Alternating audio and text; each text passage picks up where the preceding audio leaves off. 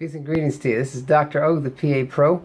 I'm going to get right to the point. So in a couple of videos I've been talking about the importance of goal setting and different types of goal setting. One of the things I wanted to talk about tonight is your fitness goals, and just as they relate to your life and your aspirations. I know some of you all are interested in trying to get into various allied health programs, be it medical school or nursing school or a physician assistant school. But one of the things that I'll tell you is, one of my beliefs is that those of us that are in the healthcare professions have got to set the example as far as how we take care of ourselves, how we present. Now, that's not to discriminate against those of us who may be larger than others. That's just the way you were made, and it's a lot of things like genetics and so forth that go into that. But try to set an example, at least in front of people. I said in one video, I was trying to lose a little bit of weight. One of my fitness goals for 2017 is to run my 17th marathon. Now, my last marathon I ran it was 2012. And for those of you all that don't know what a marathon is, it's 26.2 miles. The record is 2 hours, 2 minutes, and 57 seconds or something, run by a Kenyan, of course. My record is 3 hours and 3 minutes. That was back in 98 or something. Now, 20 years later, I would like to at least run like a 3:30 marathon. That means I got to lose about 20 pounds. I don't look like it, but I picked up about 20 pounds. So I've become a middle-aged man with noodly arms and the beginning of a pot belly. But I had started some really bad habits on this job. I've been working at this hospital for a little more than a year. One of the perks here is that they give the doctors and the PAs free lunch. I never used to get the lunch, but then, people started encouraging me to take the lunch. They're like, just go get the lunch. I said, but I'm not even hungry. Come on, just go get it. It's free. So I would go get it. And then they have ice cream days here. Sometimes there's special events. So there's like all of this free food. And I started eating more. One of the bad eating habits I had was at the end of my 12-hour shift, I would reward myself for my hard work by stopping at this local 7-Eleven and getting a bag of potato chips and soda. So that's like, I don't know, that's like a 500 calorie meal just on junk food. It's not even nutrient dense. It's terrible. But I stopped exercising, like, at all. No exercise, not even a push-up. And as evidence of the damage that it did to me, I had the audacity to try to start lifting weights using the same weights that I had used a couple of years ago. And it was so heavy. And then I tried running. The running was absolutely terrible. So let me know just how deconditioned I had become. So what I'm trying to do now is at least work on my eating habits. So what I do for lunch, this is a cupcake that my wonderful attending left for me because she knows I like chocolate. But I'm not going to eat it. So instead, my dessert is an apple.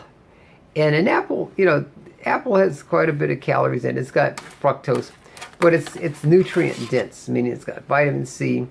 It's high in fiber. It's certainly better than the cupcake. Maybe this cupcake looks more appealing. It's got the sprinkles on it. The apple's kind of bruised. This apple's much better for me. Instead of drinking the soda, just drink a bottle of water. One of the things I've been using is a calorie counter book. I don't think people realize, and this is the Healthy Heart Food Counter, and it's got calories from like all sorts of foods. A Granny Smith apple versus a red apple, or a red delicious apple.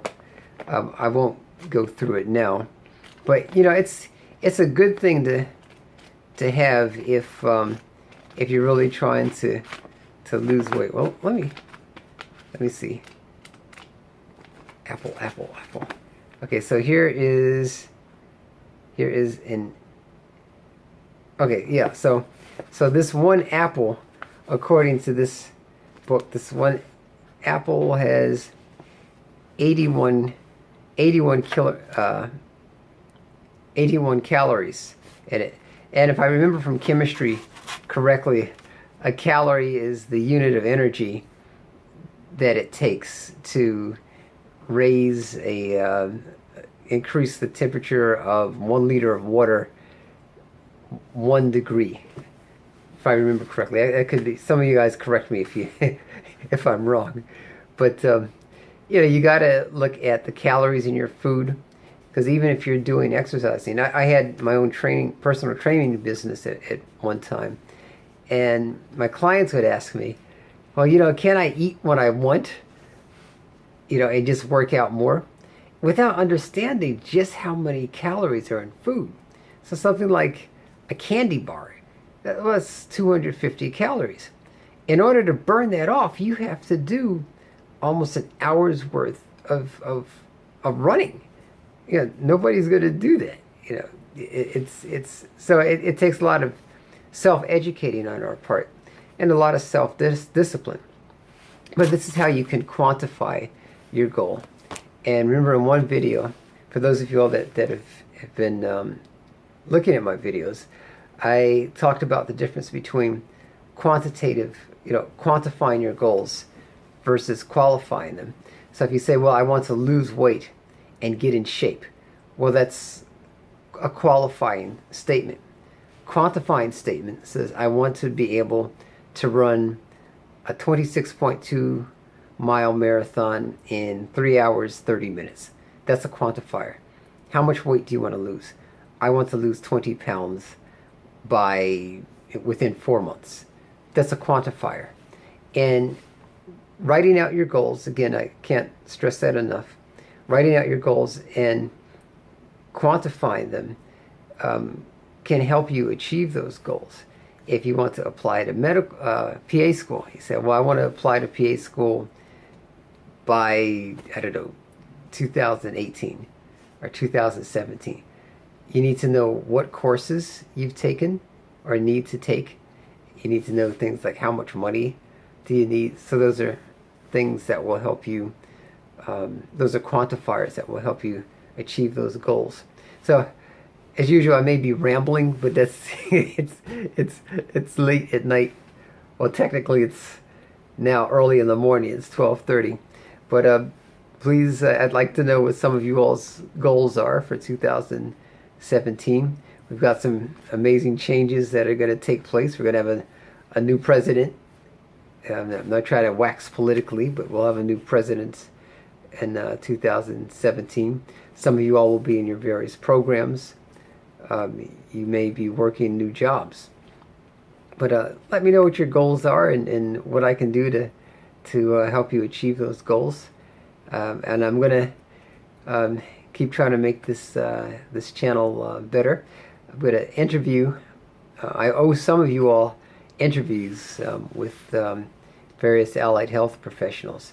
But please tell your friends and family about this channel, and please subscribe. Peace.